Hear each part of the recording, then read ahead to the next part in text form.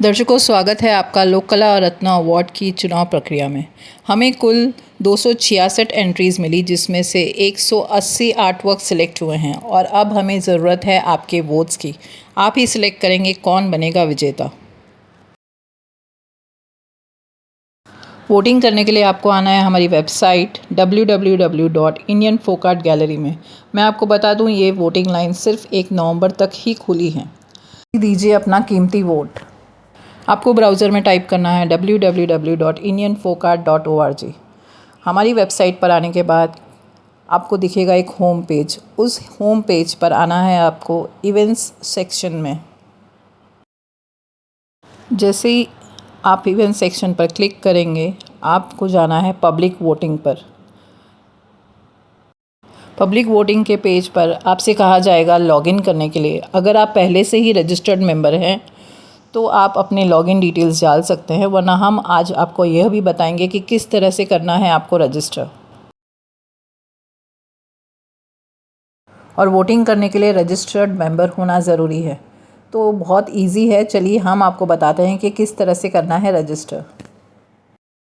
बहुत ही आसान है एक रजिस्टर्ड मेंबर बनना, जिस तरह से आप देख सकते हैं स्क्रीन पर। जैसे ही आप रजिस्टर पर क्लिक करेंगे तो आपके सामने आएगा एक फॉर्म, जहां आप अपनी सारी डिटेल्स, नेम वगैरह जो भी डिटेल्स हैं आप अपनी फिल कर सकते हैं। उसके बाद क्लिक कर दीजिए रजिस्टर पर। और अब आप बन गए हैं एक हमारे सक्सेसफुली रजिस्टर्ड मेंबर। रजिस्टर करने के बाद आप इजीली जा सकते हैं फिर से होम पेज पर, इवेंट्स, एंड फिर इवेंट से आप क्लिक कर सकते हैं पब्लिक वोटिंग पर, जो आपको यहाँ दिखाई देगी एग्जीबिशन। मगर हम पहले उन लोगों को जो ऑलरेडी हमारे रजिस्टर्ड मेंबर हैं, वो हमारी वेबसाइट पर किस तरह से लॉगिन कर सकते हैं वो भी ज़रूर बताना चाहेंगे। तो अगर आप हैं एक रजिस्टर्ड मेंबर तो क्लिक करिए लॉगिन पर। लॉगिन पर क्लिक करने के बाद आपको भरनी होगी अपनी यूज़र डिटेल्स, आईडी और पासवर्ड जो है आपका। आप देख सकते हैं यूज़र आईडी और पासवर्ड फिल करने के बाद आप अब इजीली लॉगिन कर चुके हैं। अब हम लॉगिन कर चुके हैं तो आप आएंगे पब्लिक वोटिंग एग्जीबिशंस। आप देखेंगे एक चित्र है, उस पर क्लिक करिए। क्लिक करने के बाद आप आ जाएंगे इस पेज पर जो है पब्लिक वोटिंग के लिए, जहां आप सबमिटेड आर्ट वर्क्स देख सकते हैं। जैसे ही आप नीचे स्क्रॉल करेंगे, यहाँ आप इजीली देख सकते हैं आर्ट वर्क। आप कर सकते हैं फ़िल्टर। देखिए यहाँ आप देख सकते हैं group A, group B, group C और डी। ग्रुप ए जो है 13 साल से छोटे बच्चों के लिए, ग्रुप बी जो 13 से 18 साल के लिए, अमेच्योर ग्रुप और प्रोफेशनल आर्टिस्ट का ग्रुप। या तो आप कर सकते हैं यहाँ से नेम सेलेक्ट, जिस भी आर्टिस्ट का आपको वोट करना है, जिसको भी अब यहाँ से नेम सेलेक्ट करके आर्ट वर्क देख सकते हैं। पर एक ये बात याद रखिएगा कि दोनों चीज़ें साथ में नहीं सिलेक्ट करनी है, या हो सकता है कन्फ्यूजन कि अगर आपने एज कुछ और सिलेक्ट की और नाम कुछ और। हम आपको बताएंगे कि किस तरह से आप आर्ट वर्क देख सकते हैं। फॉर एग्ज़ाम्पल देखिए, अगर हम कोई नेम चूज़ करते हैं, जिस तरह से उदाहरण के तौर पर देख लीजिए, अगर हम नाम सेलेक्ट करते हैं, जैसे कि हो गया रोशनी। जैसे ही आप रोशनी पर क्लिक करेंगे, आपने रोशनी ने सबमिट किए हुए आर्ट वर्क आपको दिखाई देगा, जिस तरह की ये है कृष्णा। जैसे ही उस पर क्लिक करेंगे, उस पर क्लिक करने के बाद आप आ जाएंगे ऐसे पेज पर, जहां आप डिस्क्रिप्शन पढ़ सकते हैं जो रोशनी ने आर्ट वर्क सबमिट किया है उसकी डिटेल्स। इसी तरह आप ग्रुप के हिसाब से भी सिलेक्ट कर सकते हैं। जैसे कि देखिए, हम ग्रुप ए में जाकर और वहाँ अगर हम एक पेंटिंग देखें, जिस तरह से ये देखिए, हम इस पर क्लिक करके आप जूम करके भी अच्छे से देख सकते हैं। अगर आपको आर्ट वर्क देखना है, उसकी खूबसूरती, डिटेल्स, ये देखिए कितनी सुंदर पेंटिंग है।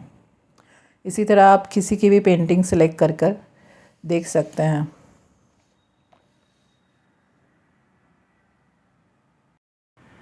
जैसे कि देखिए, ये है एक मधुबनी पेंटिंग। आप डिस्क्रिप्शन पढ़ सकते हैं।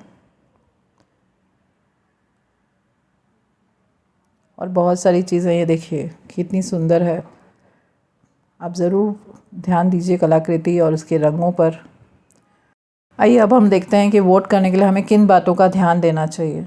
जैसे कि देखा जाए कि आर्ट की खूबसूरती, कितना अलग और ओरिजिनल आर्ट है, किस तरह से उसे पेश किया गया है, और ट्रेडिशनल वे के कितने करीब है वो आर्ट वर्क, वो देखना बहुत ज़रूरी है। इवन आप डिस्क्रिप्शन में जो जानकारी दी हुई है उससे भी पता लगा सकते हैं कि आर्टिस्ट ने कितनी स्टडी की है वो आर्ट वर्क बनाने के लिए।